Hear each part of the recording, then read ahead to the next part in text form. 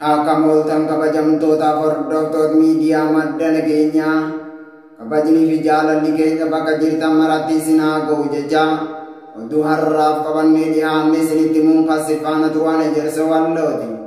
Oduu keenya jalqabaatiin kaaba Oromiyaa godina Walloo aana Dawwee Harawaa keessatti xiinxaaleeyyiin Amaarati gumni buccullee ofiin jettu badii takka malee Oromummaa isaa qofaaf yakkuun qotee bulaa Oromoo tokko rasaasan dhaanii miidhanii jiraachuun himame. Guutuun gabaasa kanaa akkatti aanutti isiniif dhiyaata.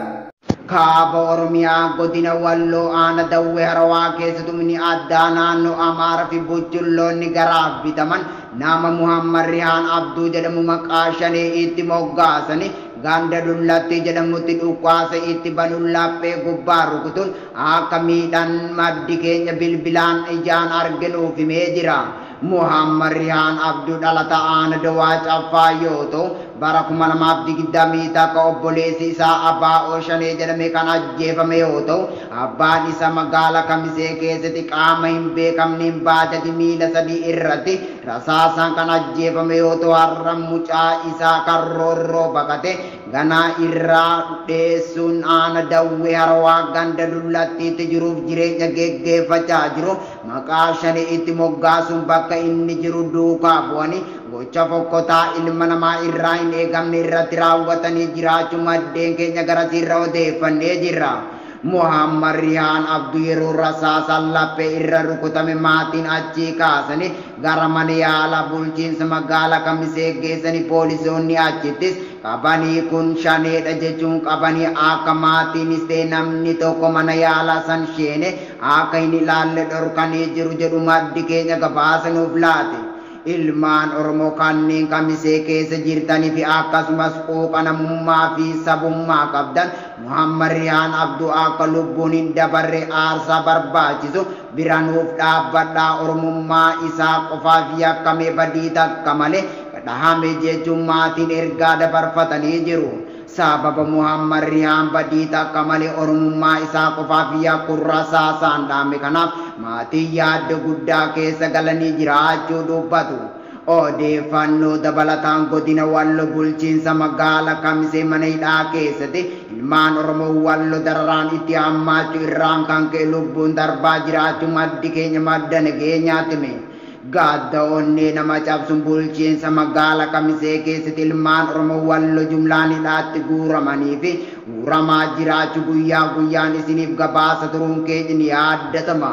Bulchiinsa magaalaa Kamisee keessatti artistoota Oromoo Walloo barsiisaa dhaloota qubee barsiisaa amantaa musliimaa sabboontota fi qotee bulaa maatuu keessa hin jirre dabalate hidhaatti ukkaamsamanii dhukkuba gosa garaa garaatiif kan saaxilaman yoo ta'u torbee darbee hidhamtoonni kunneen miira keessa galuun nyaata lagatanii miidhamaa akka turan isiniif gabaasnee jirra. Guyyaa dheengaddaa jechuun sanbata xiqqaa fulbaana 3 bara 2022 mana hidhaa magaalaa Kamisee keessatti dhalataan aana Dawwee Harawaa ganda Sibiqil kan ta'e Muhammad Awwal namni jedhamu mana hidhaa keessatti dararamaa ergaa ture booda guyyaa dheengaddaa kana addunyaa kanarra du'aan boqotee jiraachuu maddi nageenya odeeffatee jira. Namtichi Muhammad Awwal jedhamu kun nama bultii ijaarratee qabu yoo ta'u abbaa ilmaan afurii ta'uu fi nama siyaasa fi dhaaba kamuu irraa bilisa ta'e ta'uu maatiin dubbataa jiru. Gadda onnee nama cabsu maatiin kan dubbataa jiran yoo ta'u Muhammad Awwal yeroo dheeraaf godina Walloo mana hidhaa garaa garaa keessatti dararamaa kan turee fi dhukkubsachuun rakkoo hamaa kan argaa ture yoo ta'u mana yaala geessuuf illee yeroo hedduu dhorkamaa akka turan maatii isaa irra odeeffannee jirra. Akka maddi keenya gabaasa nuuf laate jedhutti Muhammad Awwal ergaa du'ee lubbuun darbee reeffa isaa fudhatuuf illee maatiin rakkachaa akka turan dubbatu. Jiraattonni magaalaa Kamisee hedduun du'a Muhammad Awwal kanaan gaddi akka itti dhagahame himataa jiru. Maatii fi hiriyoottan isaatiif jajjabina hawwina. Miidiyaan madda nageenya du'a Muhammad Awwal kanaanis gaddi guddaan akka itti dhagahamu ibsee jira. Hararge bahaa keessatti balaa konkolaataan garagaluun mudateen lubbuun namoota afurii darbee jiraachuun beekame. Godina Hararge bahaa ana gurawwaatti balaa konkolaataan mudatuun lubbuun namoota afurii darbee jiraattonni madda nageenyaatti himanii jiru. Balaan kunis mudatuun kan miidhaa cimaa geessise yoo ta'u namoonni afur du'uu koominikeeshiniin aanichaa himee jira. Konkolaataan Ayisuuzi jedhamu aana Harammayaa irraa ka'uun gara aana gurawwaatti imalaa osoo jiru bakka addaa Gaambeellaa jedhamutti kufuu yookaan gaggalagaluun lubbuun namoota afurii dhabsiisee jiraachuun dhaga'ame.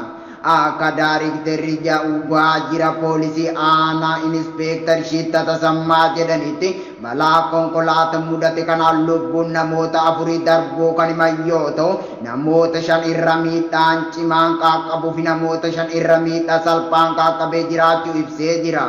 Ka'umsi balaa kanaatti humnaa olii oofu yookaan ariitii seeraan alaa akka ta'e ragaa waajjira koominikeeshinii aanicha irraa argame ni addeessa. Waraanni bilisummaa Oromoo WBO zoonii kibba bahaa keessa socho'u waraana PP sirna bilxiginaa aangoo irratti tiksuuf jecha qotee bulaa Oromoo guyyaa guyyaatti ajjeesaa jirtu. Daandii irratti tarkaanfii ilaalessaa irratti fudhatuun injifannoo goonsa galmeessee jiraachuu beeksise. Waraanni bilisummaa Oromoo WBO zoonii kibbaa waraana PP haleeluun injifannoo goonsa galmeessee jiraachuu beeksise. Godina Shaggar bahaa aana Adaamii bakka addaa Tulluu Jiddoo jedhamutti waraanni bilisummaa Oromoo WBO waraana faashistii Abiy Ahmad haleeluun injifannoo goonsa galmeessee jiraachuu jajjabeessee zoonichaa beeksisee jira.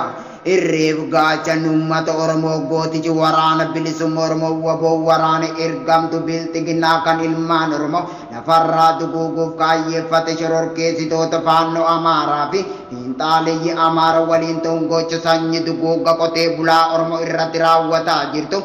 Gootichi saba Oromoo daandilee garaa irratti haattee itti hidhuun hedduu ishee du'aaf madooyyoo adabu meeshaalee gosa garaa irraa hiikuun galii mooraa qabsoo bilisummaa Oromootiif oolchuu ajajaa waraana bilisummaa Oromoo zoonichaa yoo beeksisu barreessaa waraana bilisummaa Oromoo Odaa Tarbiimee jira.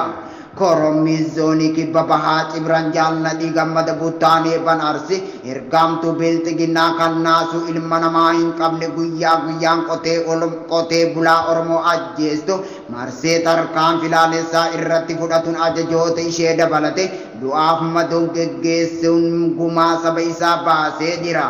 Abdiif gaaddisni uummata Oromoo korommii zoonii kibba bahaa Buttaanee Banarsi godina Shaggar bahaa aana Adaamii bakka addaa Tulluu Jiloo magaalaa Oo'ituu jedhamutti tiksituu impaayera Itoophiyaa kan aangoo irratti sirna bilxiginaa tiksuuf jecha lammiilee nagaa umaatuu keessa hin jirre ajjeesuu aadeeffate jajjabeen Cibran Jaalladhii Gammada marsee haattee itti hidhuun hedduu ishee du'aaf madooyyoo adabu.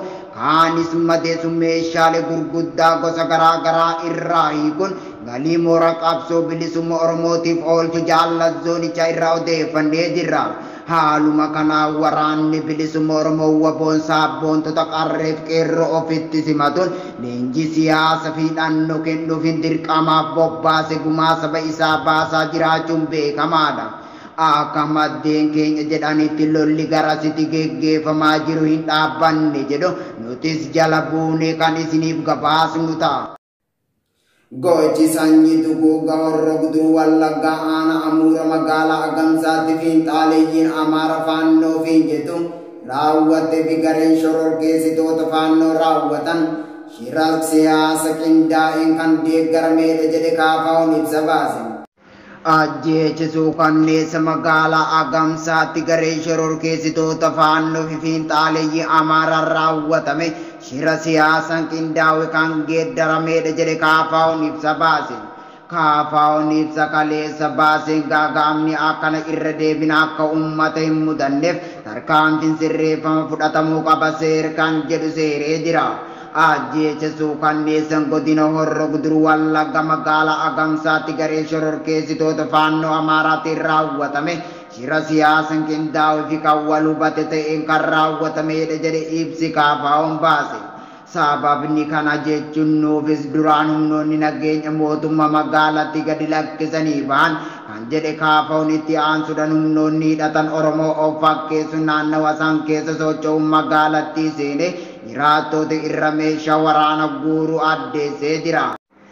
Ergasii humnoonni faannoo ofiin jedhan uummata weeraruun ajjeechisuu kanneessa raawwatanii qabeenya saamnu uummata qeerraa buqqisan kan jedhe kaafaa'uun ibsa guyyaa kaleessa ajjeechisuu kanneessaa gamsaatti raawwatame hordofuun baaseen shirri Oromoo hidhannoo irraa hiikuun balaaf saaxilu kan jalqabaatiin miti kan jedhe ibsichi amma duras yeroo adda addaatti Shawaa Bahaa Aana Boset, Shawaa Lixaa Aana Dannoo fi Wallagga Bahaa Aana Giddaa Ayyaanaatti qonnaan bulaa irraa meeshaa ergaa guurameen booda gareen shororkeessitoota faannoo fi fiinxaaleeyyiin Amaaraa daangaa ce'uun uummata ittisa humaa hin qabne fixuu yaaddachiisee jira. Shirri bifa kanaan hojjetamu kamiyyuu kaafaa'uun jabeesse kan balaaleffatu ta'us eeree jira. Kan ajjeecha suukanneessan kan raawwatame gadda itti dhagaamu ibsichi maatii fi firoottan humnoota kanaan tibbana magaalaa Agamsaatti dhumaniif obsaa fi jajjabina hawweera. Gaaga'amni kanan irra deebina akka uummata hin qunnamneef tarkaanfiileen sirreeffamuu qabu fudhatamuu qabanis eeree jira. Ajjeechawwan kana keessatti mootummaan dirqama isaa ijoo kan ta'e nagaa uummata eegsisuu kan hin bahatin ta'uu bira dabre humnoota nagaa iddoo san turan kaasuun uummaticha balaa kanaaf saaxilee jira jedhee jira. Uummanni keenya daangaarra jiru yeroo adda addaatti weeraramaa turanii fi yeroo kamittuu gaaga'amaaf saaxilamaa turan isaa osoo hin beekamu humna nageenya kaasuuf qaamni murteesse qoratame tarkaanfii sirreeffamaa irratti fudhatamuu qaba jedhe kaafaa'uun ibsa baase. Qaama mootummaatis ta'e humnoonni hidhatanii Oromiyaa keessa socho'an gocha qonnaan bulaa irratti meeshaa waraanaa hiikuun balaaf saaxiluu irraa akka of qusatanis gaafatee jira. Hidhattoonni maqaa faannoon socho'an daangaa darbuun uummata nagaa fixuun kun hammaataa dhufee jira kan jedhe kaafaa'uun balaa gareen kun fiduu hammeessuuf tarkaanfiin barbaachisu ta'e fudhatamuu akka qabu akeekkachiisee jira. Buqqaatonni eegumsa gahaa akka argatan deeggarsi namoomaa hatattamaan akka godhamuu fi qe'ee isaaniitti akka deebi'aniif sochiin hatattamaa akka eegalamu kaafaa'uun gaafatee jira. Xumura irratti doorsisni abbaa tayita sabquunnamtii Itoophiyaa miidiyaalee akka ajjeecha jumlaa kana akka hin gabaasneef ugguramuuf yaale kaafaa'uun ifattis balaaleffatee jira. Egaa kabajamtootaaf hordoftoota miidiyaa madda nageenyaa oduun har'aaf qabannee dhiyaanne kana gammaa daawwataniidha. Qophiilee madda nageenyaa fan daawwachuu barbaadan Tiwiitara keenyaa fi yuutuubii keenya jala dhaqaasinii jechaa Aguan waliin turtaniif galatooma.